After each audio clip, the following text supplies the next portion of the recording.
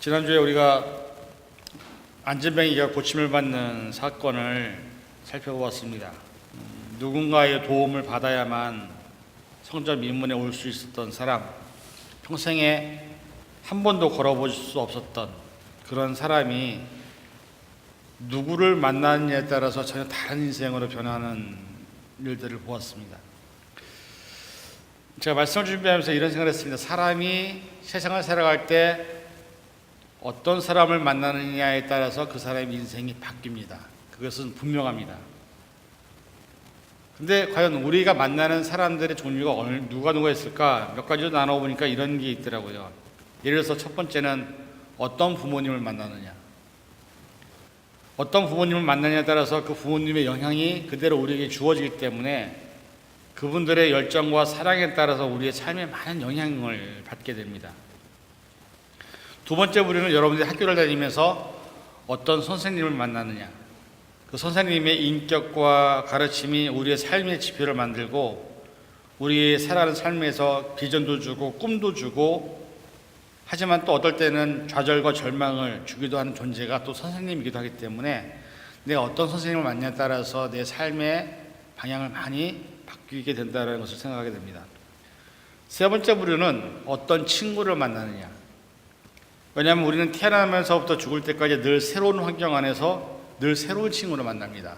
직장을 가면 직장 동료가 있고요, 학교 가면 학교 친구가 있고요, 여러분들이 사회에 나가서 만나는 많은 친구들, 그 친구들이 어떤 존재이냐에 따라서 여러분의 삶은 영향을 받게 되어 있습니다. 그리고 이미 결혼하신 분들도 알겠지만 결혼하지 않은 분들은 어떤 배우자를 만나냐에 따라서 여러분의 인생이 평생 좌우되는 여러분의 삶의 행복과 미래를 결정짓는 결과를 가져오죠. 그래서 특히 교회를 다니고 아직 결혼 안 하시는 분들은 배우자를 놓고 많이 기도를 하셔야 됩니다. 왜냐하면 좋은 배우자를 만나야 어떻게 보면 우리의 미래가 행복해지느냐 불행하느냐가 결정되기 때문이죠. 그런데 이 부류 중에서 선생님이나 부모는 대부분 내가 선택할 수 있는 초이스가 없습니다. 부모님은 내가 태어나자마자 원래부터 있던 분들이기 때문에 내가 선택할 수도 없고, 그래서 부모를 바꿀 수도 없고, 또 선생님은 내가 학교를 전학을 가면 거기에 짠 하고 이미 있는 분이기 때문에 그분들이 내가 바꿀 수도 없어요. 학교를 바꾸지 않는 한은. 그런데 다른 부류들, 친구라든지 배우라든지 아니면은 여러 부류들은 우리가 바꿀 수가 있습니다. 중요한 건 뭐냐면 내가 어떤 친구를 만나느냐도 잘 선택해야 되고 어떤 배우자를 만나느냐도 잘 선택을 해야 된다는 겁니다. 왜냐하면 그것을 통해서 내가 어떻게 바뀌느냐가 결정되기 때문이죠. 여러분, 우리가 인간관계라는 게 그렇습니다. 그런데 오늘 본문에 보니까는 베드로가 사람들에게 답변을 해주는 모습이 나와 있는데, 베드로가 만난 예수님이나 유대인들이 오랫동안 기다렸던 메시아나 똑같은 분입니다. 그렇죠? 유대인들은 몇천 년 동안 메시아 대망사상이 있어서 메시아가 오기를 기다리던 사람들입니다. 베드로는 얼떨결에 고기를 잡다가 누가 불러서 내가 따라가겠습니다 하고서 결국 거기서 예수님 만난 사람입니다. 베드로도 메시아를 만났고 유대인들도 메시아를 만났는데 문제가 뭐였냐면 베드로는 그 만난 메시아를 통해서 삶이 바뀌고 하나님의 제자가 되고 예수님 제자가 되었지만, 메시아를 그렇게 오랫동안 기다렸던 그 유대인들은 예수님을 못 박아서 죽여버린 사람들이 되어버렸습니다. 똑같은 메시아를 만났는데 왜 이렇게 다른 결과가 나타나느냐. 유대인들이 기다렸던 메시아, 그들은 하나님의 선택받은 백성이라는 의식을 갖고 있었던 사람이었기 때문에, 그리고 예수님이 오셔서 그들에게 보여준 놀라운 능력과 권능, 바람과 바다를 잠재우거나 죽은 사람을 살리거나 그 다음에 여러 가지 기적을 하면서 저분이면 우리 이 유대의 민족들을 로마의 압제에서 구원할 수 있겠다라는 꿈을 가졌던 사람들입니다. 그래서 예수님이 예루살렘에 입성하실 때 그들은 종려나무 가지를 흔들면서 호산나 다윗의 자손이 하시면서 막 이렇게 환영했던, 그런데 문제는 그 메시아가 로마와 싸우는 게 아니라 죽으러 왔다라는 그 말에 대해서 이 사람들은 배신감을 느꼈고 결국은 그들은 자기들이 그렇게 기다렸던 메시아를 팔아버리고 죽이는 사건을 보게 됩니다.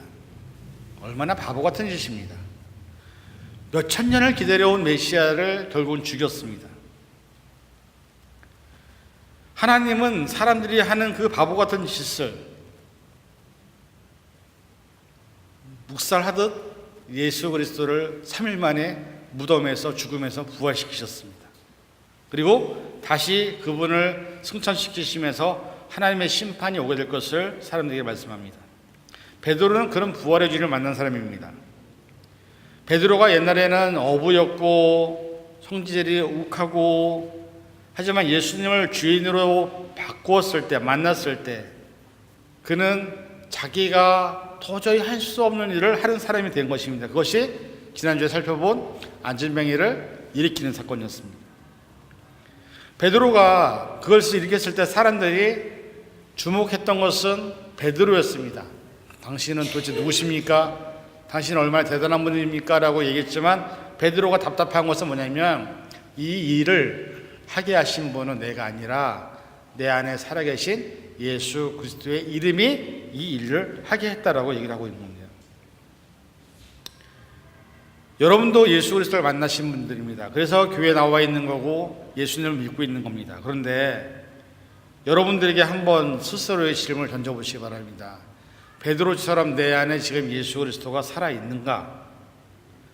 우리가 예수의 제자라고 하고 우리가 예수를 따른다고 하는데 정말 예수님이 내 안에 함께 있는지를, 그리고 베드로와 같이 여러분 주변에 안진뱅이와 같은 상황에 놓인 사람들에게 예수 그리스도를 정말 전해주고 있는지를 우리 스스로 돌아봐야 됩니다.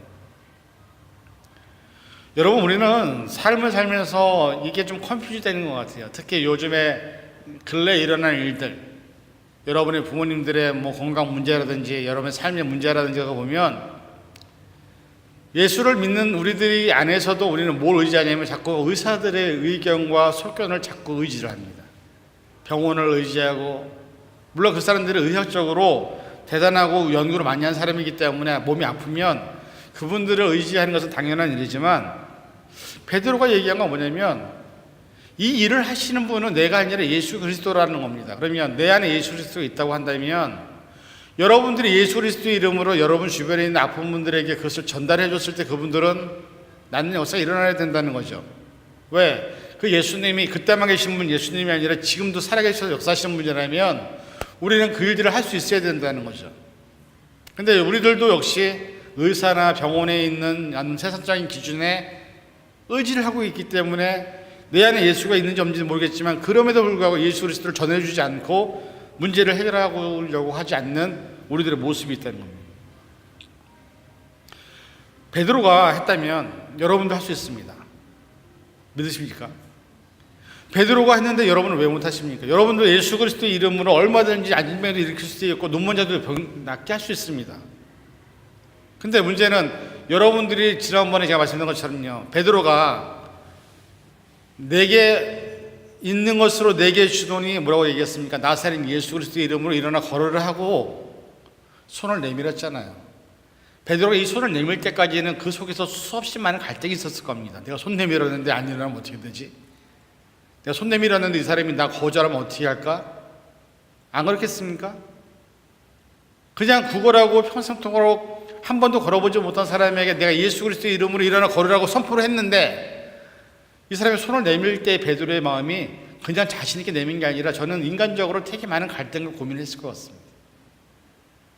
사람들이 보는 가운데서 그 일이 벌어졌을 때 만약에 아무 일도 일어나지 않으면 어떻게 될까? 근데 베드로는 자기가 선포한 예수 그리스도라는 존재를 믿고 있었습니다. 그리고 손을 내밀었습니다. 그리고 오늘도 이따 좀 나오겠지만은 안진뱅이도 역시 마찬가지로 그 손을 붙잡는 게 가능한 일일까? 평생 못 걸었는데, 평생 한 번도 걸어본 적이 없는데 누구 한 사람이 손 내민다고 해서 손을 또 잡았는데 문 열으면 무슨 창피고 그게 무슨 정말 차라리 안 하는 게 나을 것 같은 그런 상황인데도 불구하고 그 사람은 베드로가 내민 손을 붙잡았습니다. 결국 베드로와 그 안진뱅이 두 사람의 믿음과 예수님의 능력이 함께 어우러졌을 때 기적은 일어나는 거예요. 지난번에 제가 여기 들었지만 여러분, 친구들이 평생 동안 누워 있었던 중풍병자 친구를 데리고 예수님께 찾아옵니다. 근데 예수님 집안에서 말씀을 전하고 계셨는데 사람이 너무 많아서 그 사람들 뚫고 들어갈 수가 없는 겁니다. 근데 문제는 뭐냐면 그 사람들이 뭐 했습니까? 지붕으로 올라갔어요. 근데 여러분 생각해 보세요. 지붕으로 올라가는 게 쉽습니까? 그것도 4명이서 끌고 온 그 사람을 지붕을 어떻게 올렸을까요? 상상해 보셨어요, 여러분들? 2사람이 먼저 올라가고 2사람이 밑에 밀고, 그럼 이 사람이 안 떨어질까요? 사다리가 있었을까요? 어쨌든 지붕에 올라가서 그 지붕을 뚫고 지붕에서 이 사람을 다 내립니다. 기적이 일어날 때 가장 중요한 게 3가지의 요소가 합의가 되어야 됩니다. 첫 번째, 병든 사람이 간절히 병이 낫기를 원해야 돼요. 아세요? 두 번째는 병든 사람의 주변에 있는 사람들이 그 사람을 돕는 사람들, 그 4명의 친구든 어쨌든 그 사람을 위해 기도하는 사람이든 이 사람들이 그 병 낫는 것에 대한 간절함이 있어야 됩니다. 세 번째는 하나님의 능력이 임해야 됩니다. 이 3가지 삼위일체가 하나를 딱 이루어질 때 기적이 일어나는 거예요. 우리는 다른 사람들이 아플 때 그 사람들이 아픈 것 때문에 열심히 기도해주고 낫기를 바라는데 정작 본인은 낫는 것에 대한 희망이 없고 절망으로 가득해 있다면 그 병은 나을 수가 없어요. 그러나 하나님이 고쳐준다 하더라도 나을 수 없어요. 왜? 본인의 의지가 없기 때문에. 두 번째는 간절하게 낫기를 원하는데 하나님도 낫기를 원하는데 주변에 있는 사람들이 그 사람이 나한테 말든지 뭐 알아서 하는 거지 뭐 그렇게 하고 있으면 절대 그 사람에게는 역사가 일어나지 않습니다. 세 번째 하나님의 요소는 어쩔 수 없이 계속 우리에게 도와주시는 분이니까 결국은 병을 낫겠다는 사람과 병을 낫기를 위해서 같이 중보게 되어주는 사람들의 역사의 그 간절함이 하나님을 움직이는 역사를 만드는 겁니다. 베드로와 안진병에도 똑같은 일입니다. 베드로가 예수 그리스도의 이름을 선포했을 때는 예수님의 이름이면 이 사람을 낫겠다는 믿음이 있었습니다. 안진병에는 저 사람의 손을 잡으면 내가 일어날 수 있겠다는 믿음이 있었습니다. 거기에 하나님의 역사가 예수 그리스도의 이름이 역사하신 겁니다. 그런데 많은 사람들이 베드로만 봅니다. 당신이 위대하십니다. 그래서 베드로가 오늘 이 말씀을 통해서 내가 위대한 게 아니라 너희가 죽인 그 예수의 이름이 저 사람을 살렸다라는 것을 얘기를 하고 있는 거죠. 말씀을 살펴보기 원합니다. 아브라함과 이삭과 야곱의 하나님, 이 세 부류는 늘 나오는 고백인데 13절에 보면 이 세 사람의 이름이 왜 나오느냐? 이 세 사람의 이름에 하나님이 역사하신 사건들이 실제로 수없이 많이 드러납니다. 그런데 제가 이 말씀을 보면서 늘 느끼는 게 뭐냐면 아브라함과 이삭과 야곱의 하나님만이 문제가 아니라 여러분의 이름의 하나님이 어떤 분이냐는 것을 여러분 믿고 있냐는 거죠. 박영미 집사님의 하나님은 어떤 분입니까? 여러분의 집사님은 어떤 분입니까? 하나님은. 우리는 자꾸 이삭의 하나님, 야곱의 하나님, 아브라함의 하나님만 얘기하는 게 아니라 나의 하나님이 어떤 분이냐를 우리는 고백해야 된다는 거죠. 나의 하나님이 어떻게 나에게 역사하시고 나의 하나님이 어떻게 나에게 일하시고 나의 하나님이 어떻게 나를 섭리하시고 도와주시는지. 그래서 다른 사람들이 나의 이름에 하나님을 거론할 수 있을 정도로 내가 그런 놀라운 일들을 경험했냐는 거죠. 오늘날 많은 사람들이 예수에 관한 복음을 전하지 않고 엉뚱한 것을 전합니다. 특히 우리 밖에 나가서 전도하시는 분들 보면 전도지 중에서 뭐라고 그래요? 예수 믿으세요라는 말 제가 들어본 적이 별로 없습니다. 우리 교회 한번 나오세요. 우리 교회 좋은 프로그램 있어요. 우리 교회 목사님 말씀 좋아요. 나오세요. 예수를 믿으세요라는 말을 들어본 적이 별로 없습니다. 그럼 그 사람들이 전하고 있는 건 뭐예요? 예수가 아니라 교회예요. 그 목사님이에요. 프로그램이에요. 여러분 도대체 예수님 누구십니까? 여러분들 만약에 믿지 않는 분이 여러분 교회 다니니까는 여러분이 웃습니다. 야, 예수가 누구냐? 좀 알고 싶다? 물어보면 여러분 뭐라고 대답하시겠어요? 여러분 나름대로 그래도 최소한의 예수님이 누구인지는 알고 있어야 내가 믿는 예수가 어떻게 얼마나 좋은지를 내가 설명할 수 있어야 그래도 내가 예수님을 믿는다고 하지 않겠습니까? 여러분 비즈니스를 할 때 물건을 팔거나 음식을 팔거나 할 때 내가 파는 상품에 대해서 이것이 도대체 뭔지를 알아야 팔지요. 이게 좋은지 안 좋은지도 경험해보지 않고서는 절대 팔 수가 없죠. 비즈니스 할 때, 음식 장사할 때 내가 맛을 봐보지 않고서 어떻게 음식을 팝니까? 나도 맛있어야 다른 사람도 맛있다고 평가가 나오는 거죠. 근데 내가 먹어봤는데 맛 뒤도 없어. 여러분 이거 팔겠습니까? 이 음식을 여러분들이? 내가 귀걸이를 하나 팔아도 이 귀걸이가 어떤 귀걸이인지, 귀걸이를 매달았을 때 어떤 부작용이 없는지를 최소한 알아야지 귀걸이를 판매를 하고 세일즈를 하죠. 근데 그건 뭐예요? 내가 경험해봐야 알아요. 귀걸이도 끼워보고 음식도 먹어봐야 맛있는지 안 맛있는지 알아요. 마찬가지로 예수 그리스도 여러분들이 경험해보지 않고서는 여러분들이 예수 그리스도를 설명할 수 없다라는 거예요. 베드로는 예수 그리스도를 경험한 사람이었습니다. 그래서 예수님에 대해서 자신 있게 나사렛 예수의 이름으로 일어나 걸어라고 선포하는 거예요. 우리들은 왜 그렇게 못하냐면 우리 스스로 예수님에 대한 경험이 별로 없다는 거예요. 그래서 내가 예수님 믿긴 하는데, 알긴 하는데 내 안에서 살아계신 예수님이 어떤 분이신지를 자신 있게 선포를 못하는 거예요. 왜? 한 번도 그런 경험이 없거든요. 먹어보지도 않았고 경험해보지도 못했어요.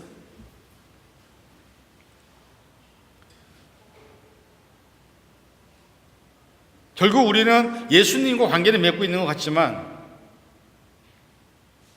좀 여러분 쓰긴 말이지만 우리는 예수님에 대해서 알려고 하지도 않고요, 궁금해하지도 않고요, 경험해보려고 하지도 않습니다. 그게 우리의 모습입니다. 여러분 평생 공부하고 직장을 다니고 신앙생활을 한다고 하지만 예수님에 대해서 알려고 얼마나 노력하고 계십니까 지금?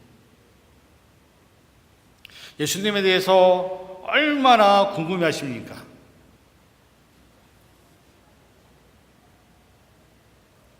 우리가 여행을 떠나는 이유는 뭐냐면 그 여행지에 가야만 그 여행지에서 보고 느낄 수 있는 것들을 느낄 수가 있어요. 그걸 경험이라고 그러죠. 근데 거기 가보지 않는데 인터넷 웹서핑하면 다 나와. 정보는 다 나와. 근데 실제로 가본 사람이랑 인터넷 웹서핑으로 알아본 사람이랑은요, 그 느낌이 틀려요.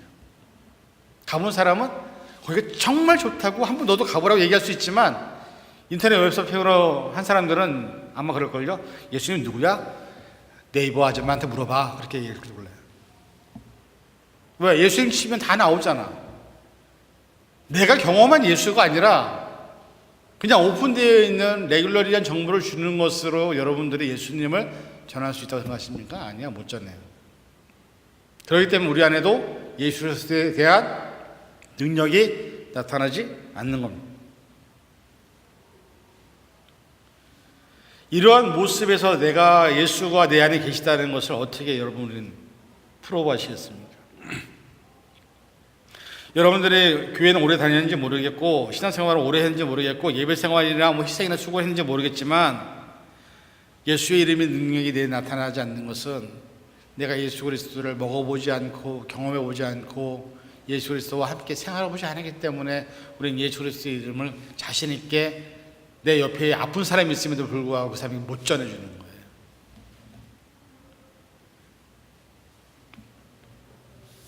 그래서 유대인들이 예수를 못을 박은 거예요. 죽인 거예요. 왜? 경험해보지 못했기 때문에. 제자들은 3년 동안 같이 다니면서 경험해봤지만 듣기만 한 예수가 이런 사람이래. 그렇게 듣기만 한 사람들은 예수님을 경험해 못했기 때문에 예수님이 와도 죽일 수밖에 없는 그런 우를 범하는 거예요. 베드로가 얘기하죠. 그 종 예수를 영원하게 하셨느니라. 하나님께서 그 종 예수를 영원하게 하셨느니라. 하나님이 하셨다는 거죠. 예수 그리스도라는 존재를 하나님이 보내셨고 예수 그리스도라는 존재를 하나님이 살리셨고 그분을 하나님께서 역사하게 만드셨다는 거죠. 그런데 문제는 뭐라고 그래요? 너희들은 부인했다는 거죠. 빌라도가 분명히 기회를 줬어요. 야, 내가 아무리 봐도 예수는 죄가 없다. 난 예수를 놓아주기 원한다 그랬더니 유대인들이 뭐라고 그랬어요? 너 죽을래? 그러면서 예수를 죽여라. 예수만 죽이면 된다라고 얘기했던 게 유대인들이에요. 그리고서 뭘 얘기했어요? 살인자 중 한 사람인, 그래서 빌라도가 머리 쓴 거예요. 자기도 뭔가 책임을 모면하고 싶었어요. 그래서 살인자를 내어주는 제도가 있었는데 그때 바라바를 내어놓은 거죠. 자, 바라바냐 예수냐? 그때 여전히 유대인들은 뭐예요? 바라바를 내어주고 예수를 못 박아라고 얘기했던 거죠. 예수를 왜 인정 안 할까? 이유는 딱 하나입니다. 내 자아가 아직 살아있어서, 내 안에 내가 너무 많아서 예수를 못 받아들이는 거죠. 여러분, 죄인임을 인정하게 되면 예수님을 받아들일 수밖에 없습니다. 근데 내가 죄인임이 아니라고 하거든요. 우리는 솔직히 여러분 죄인이십니까? 뭐 남 찔렀어요? 칼로? 여러분들 남 해쳤어요? 여러분 선하게 살았으니까 죄인이 아닐 수도 있지만 영적으로 내가 죄인인 것을 고백하는 사람만이 예수 그리스도를 내 구주로 인정할 수 있는 거죠. 근데 나는 죄 없다고 얘기해요. 난 떳떳하게 지금까지 뭐 아무 잘못도 안 하고 살았다고 얘기하는 거죠. 그러고 나니까는 여러분들 예수님을 내 마음속에 모실 수가 없는 거예요. 내가 의인이라고 생각하니까.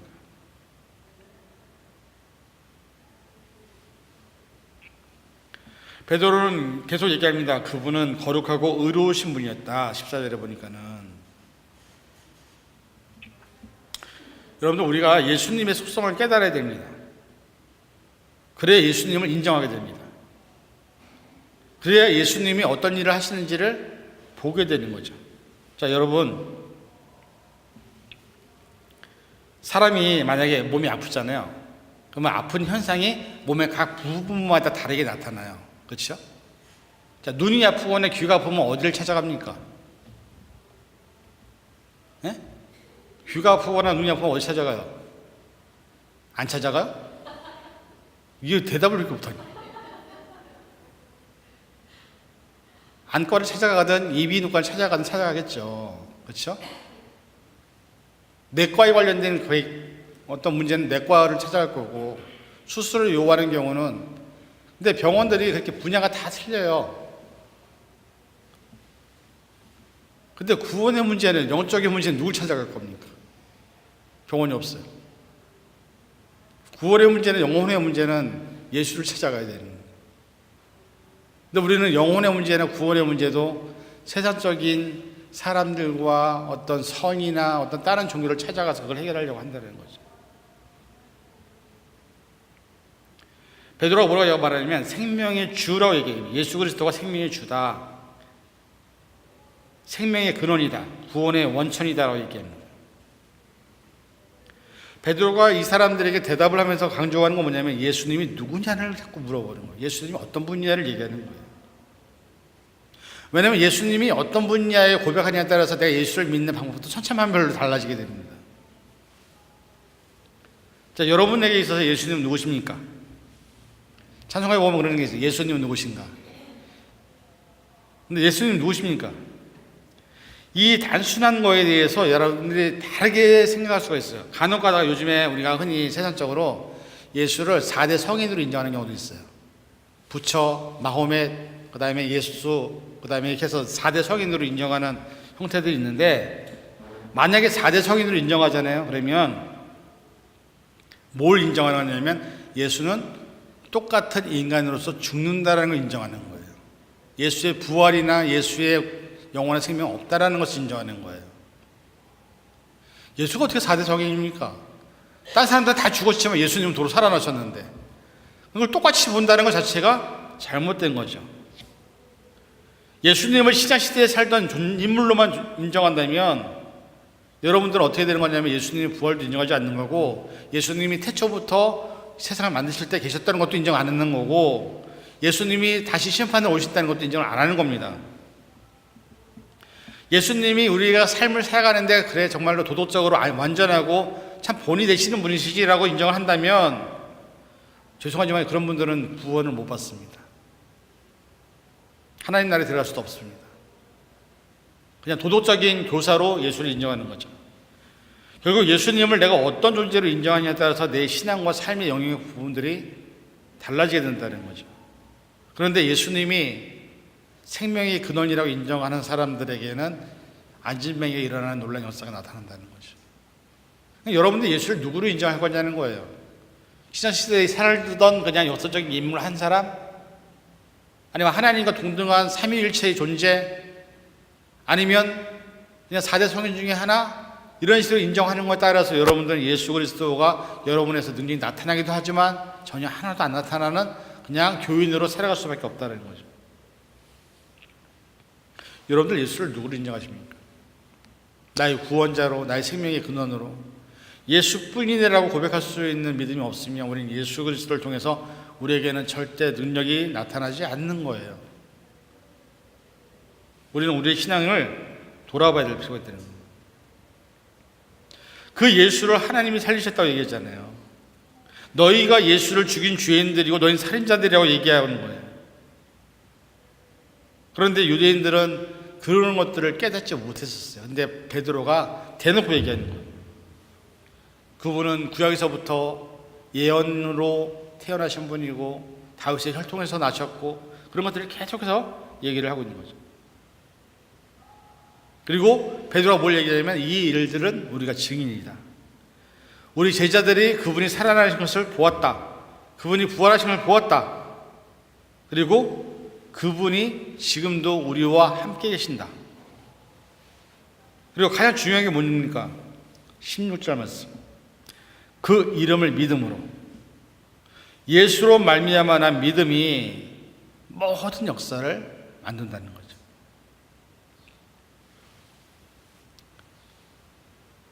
내가 고친 게 아니라 이 안진뱅이는 예수님이 고치신 것이다. 예수 그리스도의 이름이 이 안진뱅이를 고치신 것이다. 그리고 그 예수는 지금도 일하신다. 이게 믿어지십니까? 여러분이 예수 그리스도의 이름을 갖고 있다는 것이 얼마나 중요한지를 베드로는 지금 사람들이 물어보는 질문에 대해서 대답을 통해서 알려주고 있는 거예요. 내가 예수 그리스도의 이름이 있었기 때문에 이 일을 했던 거다. 나에게 예수 그리스도의 이름이 없었다면 난 이 일을 절대로 못했을 거다. 빌립보서 4장 13절에 있는 말씀을 보면 내게 능력 주신 자 안에서 내가 모든 것을 할 수 있다라고 얘기하는데 크리스찬들이 나 못해요, 나 안 돼요 그러면 이미 그 사람은 뭐예요? 그 사람의 이름에는, 그 사람의 마음에는 예수 그리스도의 이름이 없다라는 건 안 된다는 거죠. 말씀에서는 내게 능력 주신 자 안에서 내가 모든 것을 할 수 있다고 얘기하는데 왜 못한다고 얘기합니까? 왜 안 된다고 얘기합니까?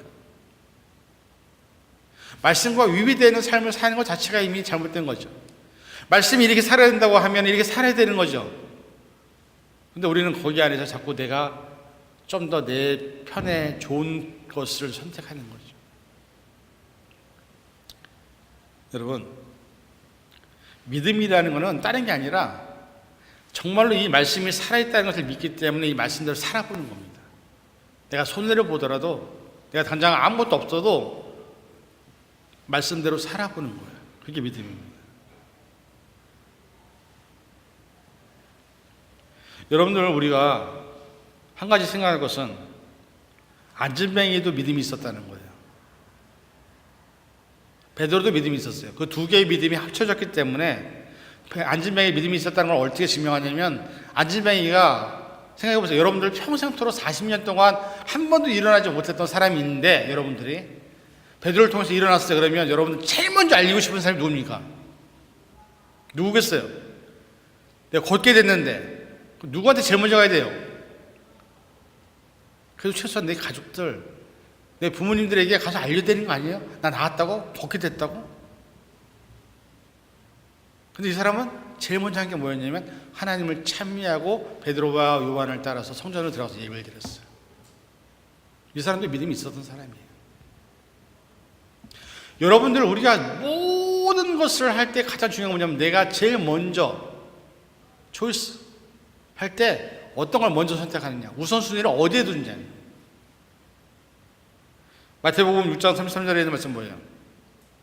너희는 먼저 뭐라고요? 그의 나라와 그의 일을 구하라. 그러면 이 모든 것을 너에게 더하시리라.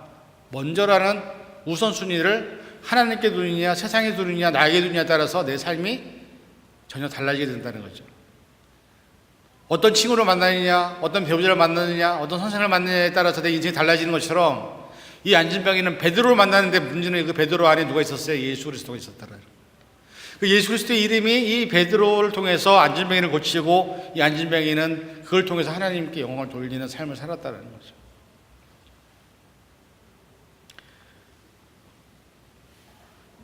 예수님의 이름을 갖고 있는 우리들이 이런 능력이 나타나지 않는데 믿지 않는 사람들이 우리의 모습을 보면서 어떻게 하나님이 살아계신 것을 볼 수 있겠습니까? 교회를 다니고 예배를 드리는데 그 삶에 하나님의 능력이 나타나지 않아요. 어떻게 그거를 증명할 겁니까? 어떻게 알겠어요, 그 사람들이 하나님이 살아계신지를? 세상에서 사람들과 어울려 살지만 여러분의 정체성은 영적으로는 천국 시민이고 예수 그리스도의 제자들입니다. 그렇다면 어떤 경우에서든지 간에 여러분의 삶에 예수 그리스도의 이름이 나타나야 됩니다. 그것이 직장 생활을 하는 공간이든 또 믿지 않는 사람과 함께 있는 공간이든 간에 내가 예수 그리스도라는 존재가 나를 통해 나타나야 됩니다. 그리고 우리는 분명하게 세상에서 빛과 소금의 역할을 감당해야 그래야 저 사람들이 하나님의 사람이구나 하라고 인정을 받게 되는 것이죠. 여러분 마음속과 생각 속에 예수님이 계십니까? 오늘 16절에 있는 말씀 마지막에 보면 뭐라고 되냐면 정말 중요한 말씀인데 16절만 같이 먼저 제가 읽어보도록하겠습니다. 그 이름을 믿음으로 그 이름이 너희 보고 아는 이 사람을 상하게 하였나니 예수로 말미암아 난 믿음이 너희 모든 사람 앞에서 이같이 완전히 낫게 하였느니라. 사람의 시술이나 병원의 치료는 불완전해요. 다시 재발하고 다시 발생합니다. 여러분 예수님의 기적의 특징이 뭔지 아세요? 간혹가다 사단들도 병을 낫게 하는 기적을 행합니다. 실제로. 그런데 예수님과 기적과 사단의 기적과 사람이 고치는 것과 차이가 있습니다.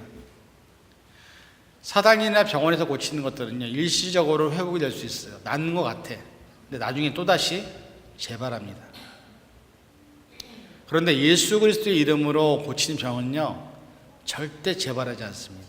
다시 그 일들이 일어나지 않습니다. 그래서 말씀에 보면 이같이 완전히 낫게 하였느니라 이렇게 나와 있는 거예요. 여러분의 삶에 있는 주변의 상황들 안에서 일어나는 모든 문제들이 의사들을 의해 치료되는 것도 사실이고 약을 통해서 치료되는 것도 사실이지만 또 하나 중요한 것은 예수의 이름으로 치료되는 역사도 많이 있다는 사실을 잊지 마시기 바랍니다.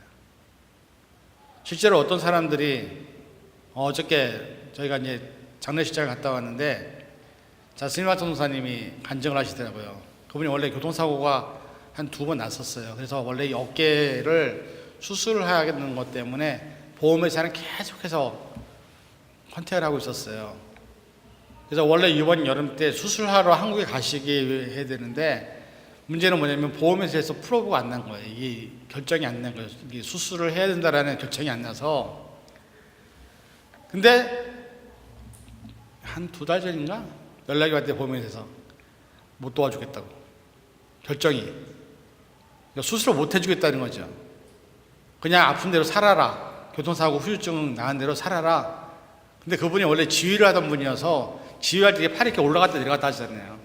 근데 지휘를 하던 분이 있는데 이 교통사고 난 다음에 이 어깨를 못 움직이고 있었던 분이에요.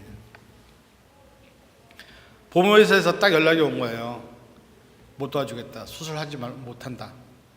그것만 기다리고 있었는데 그래서 뭐 했을까 같아요. 기도했대요. 하나님이 나를 통해서 일하시길 원하시는데 내가 이걸 못 고치면 어떻게 하나님 일을 합니까? 그래서 그냥 하나님이 알아서 하세요. 하나님이 원하시면 나 쓰게 해주시고 하나님이 나 사용하지 원케 안 하시면 아픈 대로 그냥 놔두세요라고 기도를 했대요. 땡깡 기도를 한 거죠, 솔직히 말해서. 그리고 난 다음에 갑자기 자기도 모르게 팔을 올려보고 싶은 마음이 들 때래. 그 기도 끝난 다음에 팔을 다 올려도 이게 올라가더래. 수술 안 하고도 지금 팔이 올라간 거예요. 의사들이나 병원을 의통해서 고치는 부분도 있지만 하나님의 역사는 그분이 그런 얘기 하더라고요.